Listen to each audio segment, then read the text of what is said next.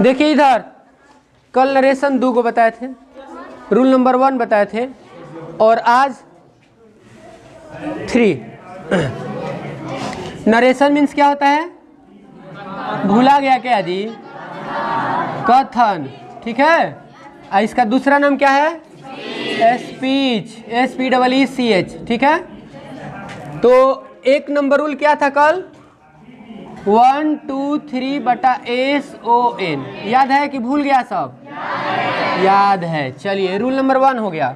Rule number 2 कह रहा है कि यदि डायरेक्ट स्पीच का रिपोर्टिंग वर्ब प्रेजेंट टेंस या फ्यूचर टेंस में हो तो इनडायरेक्ट स्पीच बनाते समय उसके टेंस में कोई परिवर्तन नहीं होगा।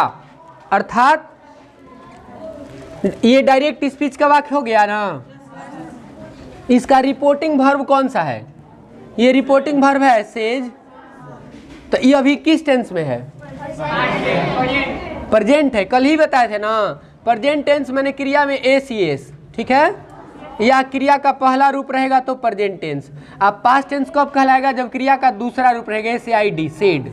तो ये हो गया पास्ट, तो अभी प्रेजेंट में है, ठीक है।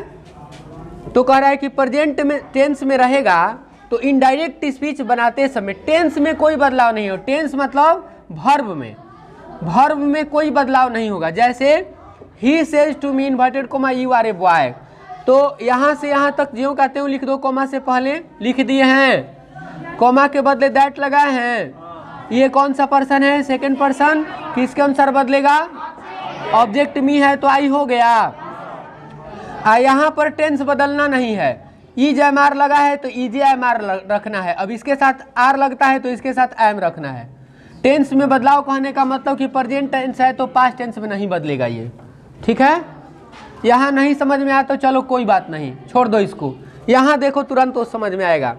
रूल नंबर 3 कह रहा है यदि डायरेक्ट स्पीच का रिपोर्टिंग वर्ब पास्ट टेंस में हो तो इनडायरेक्ट स्पीच बनाते समय उसके टेंस में बदलाव होगा। अब जैसे देखो ये हो गया रिपोर्टिंग वर्ब, हो गया ना। रिपोर्टिंग वर्ब कह रहा है पास्ट टेंस में, तो अभी पास्ट टेंस में आ गया। आ रहा है सबको? पहचान में आ रहा है कि नहीं है? Yes sir. तो इसको बनाइए। ही सेड को अब हम टोल्ड में लिखेंगे या सेड में ही लिखेंगे, लेकिन जब टोल्ड लिखेंगे तो टू हटा देंगे, ठीक ना। सेड का पास्ट रूप टोल्ड हो गया या सेड। टू हटाकर मी लिखोगे, कोमा के बदले दैट लिखोगे, सेकेंड पर्सन ऑब्जेक्ट अनुसार बदल दो, आई हो गया। अब इसका टेंस बदलेगा तो अगर इसमें कैन है तो इसमें कुड हो जाएगा, आई कुड गो, हो गया। ये हुआ टेंस में बदलाव, माने कि प्रेजेंट में है तो पास्ट में कर दिए, वर्ब में तो टेंस बदल गया। हाँ, यहाँ आप सेड भी लिख सकते हैं। ही सेड टू मी, ऐसे भी ठीक है, ठीक है। तो सेड भी लिखाएगा लेकिन टोल्ड लिखाएगा तो टू नहीं लिखाएगा, यही अंतर है। अब समझ में आया टेंस में बदलाव? टेंस में बदलाव कब होगा? जब डायरेक्ट स्पीच का रिपोर्टिंग वर्ब पास्ट टेंस में रहेगा तब होगा, नहीं तो नहीं होगा। ठीक, क्लियर हुआ? ठीक है, तो ये समझ में आ गया।